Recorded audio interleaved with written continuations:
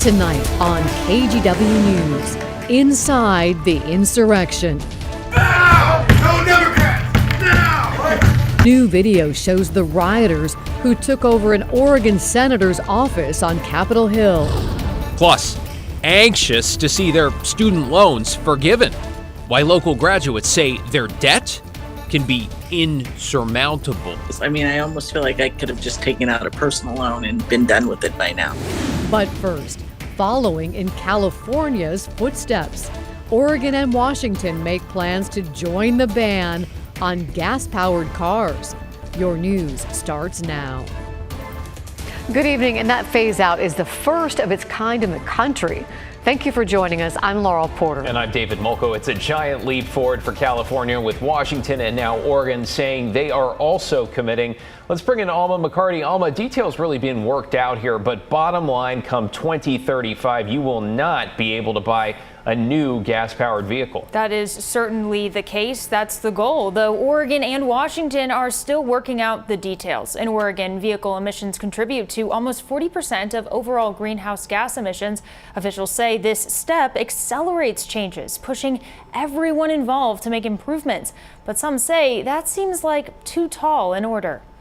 The sun is setting for new gasoline-powered vehicles on the West Coast. Madam Chair, the motion passes. The change, first approved and celebrated by California's Air Resources Board on Thursday. The state will require all new cars, trucks, and SUVs to be 100% zero emission by 2035. States can either set their own limits that match the federal rules, or they can match California's rules. Washington and Oregon plan to follow that path, taking up aggressive emissions targets over the next decade to clean the air and slash climate pollution.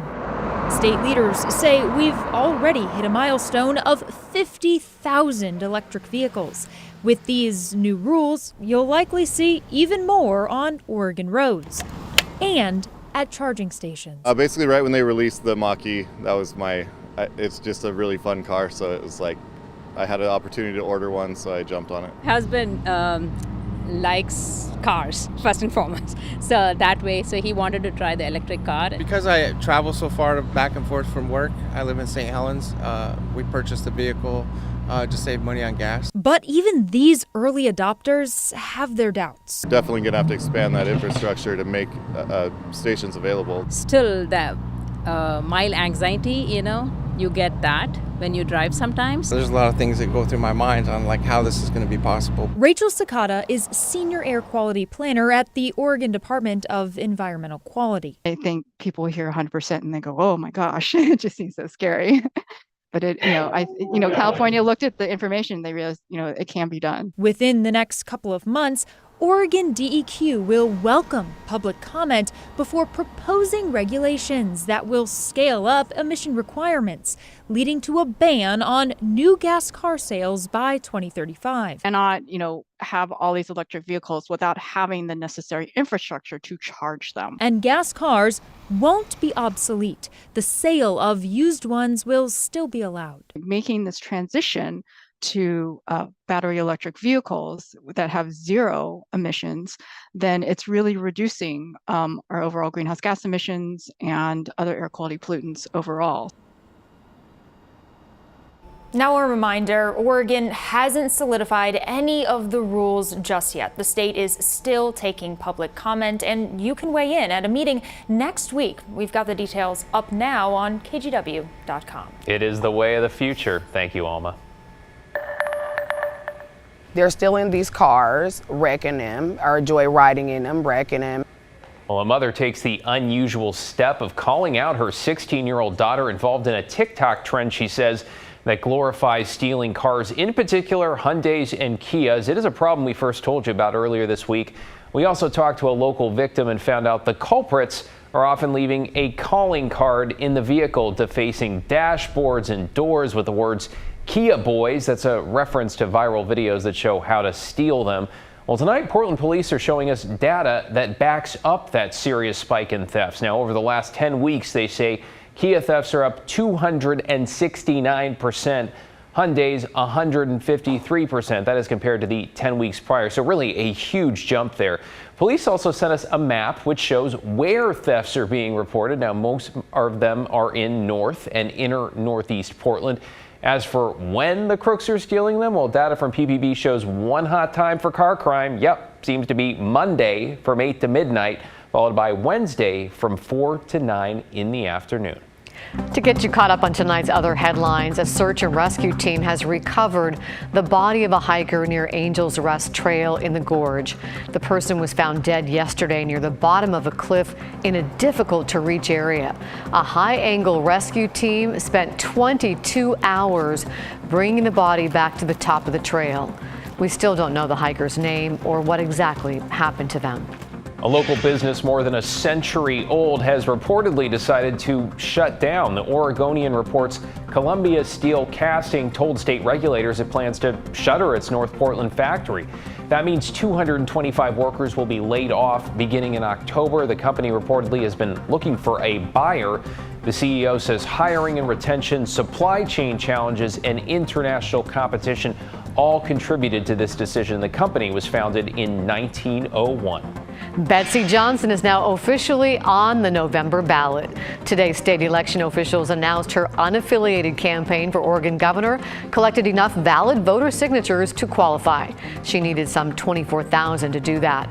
Johnson is a former Democrat and state senator. She'll face Democratic nominee Tina Kotek and GOP candidate Christine Drazen in a three-way battle November 8th. Newly released video from the U.S. Capitol shows 20 rioters inside Oregon Senator Jeff Merkley's office during the January 6th attack. This is one of several videos obtained by KGW from the U.S. Department of Justice. The videos were used during sentencing of a Florida man identified as 25-year-old Felipe Marquez. According to the Department of Justice, Marquez entered the Capitol building, asked Capitol police officers for selfies and fist bumps, then spent about 10 minutes with other rioters inside Merkley's office. They left trash on the floor, tore art off the walls, and stamped out a cigarette butt on his desk. Marquez was arrested almost a week later after a tipster saw the videos on Snapchat and provided them to the FBI. He pleaded guilty to disorderly and disruptive conduct and was sentenced to 18 months probation, including 3 months of home detention. We're following up tonight on President Biden's announcement that millions of Americans will have a portion of their student loans forgiven. Earlier on the story, our Pat Doris talked to former students eager to have the help and looked into just how many people in Oregon will benefit. First, let's set the scene in Oregon. According to the Student Borrower Protection Center, there are 552,100 people with student loans in Oregon. The average balance is $37,900. The total debt owed by everyone in the state, nearly $21 billion in student loans. Also, not everyone's keeping up. The group reports 8% of borrowers are in default. We talked with a woman named Debbie who's not in default. She is keeping up, but she's also struggling to pay her loan from the early 2000s. I was looking to get back into the workforce after raising my kids. And so I went to college, or did 4 years, and in 4 years and took out $26,000 worth of loans. Okay, I set up those loans on an automatic repayment plan. So they automatically come out of my bank account every month, so I don't have to think about sending a check. So my payments have been $200 a month, and I've been paying on that loan for 16 years, and now my balance is still $23,000. With such a low monthly payment, interest on the loan is killing her. Debbie started with $26,000 in loans, but using her numbers, she's now paid $38,400 over the last 16 years. Her loan balance, though, only went down $3,000. All of that other money went to interest payments. Now, Debbie and many others we talked with are thrilled about President Biden's plan to cut $10,000 off their loan balance. But we also heard from some of our viewers who wonder why students can't work their way through the payments just like students could do 30 or 40 years ago. Well, this might be eye-opening to you. Georgetown University recently issued a report that included a look at the cost of college. In this graph, that blue line shows the percentage increase in college costs since 1980. The yellow line there, buried in the bottom, shows the percentage change in the amount of money that people 22 to 27 years old make since 1980. Hardly budging at all. That enormous gap between the two is a big part of the problem. You can let us know what you think about the student loan forgiveness. Drop us an email. Our address is thestory@kgw.com or call our phone number 503-226-5090. And don't forget, for more in-depth reporting from Pat and the team, you can catch The Story each weekday at 6, only here on KGW. Now to Idaho's near total ban on abortion that went into effect today. Yesterday, a federal judge did block one aspect of the ban, keeping the state from enforcing it in medical emergencies.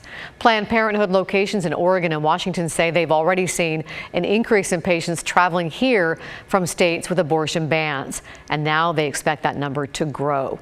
Today, Governor Kate Brown was at a Planned Parenthood in Southeast Portland to convey a message that pregnant people seeking an abortion are welcome in Oregon. $15 million were previously set aside to help them access services, and that includes help with travel. With the help of the Oregon legislature, we are truly leading the country in terms of ensuring that people have access to the full complement of reproductive health services.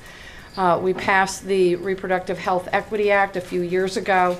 It ensures that everyone, regardless of their zip code, regardless of their income, regardless of their immigration status, have access to the full complement of reproductive health services.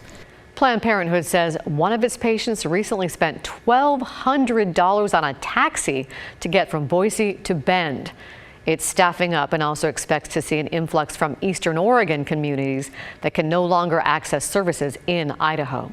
New tonight, people in the city of Sandy held what organizers call a community celebration of life, gathering in a local park to remember those who have passed away. Mount Hood Hospice held the Remembrance Walk, lining a park trail with dozens of lanterns, plus more than 100 photos. Flags on trees honored fallen veterans. It's all meant to serve as a reminder for those going through any kind of grief that the community is there for support.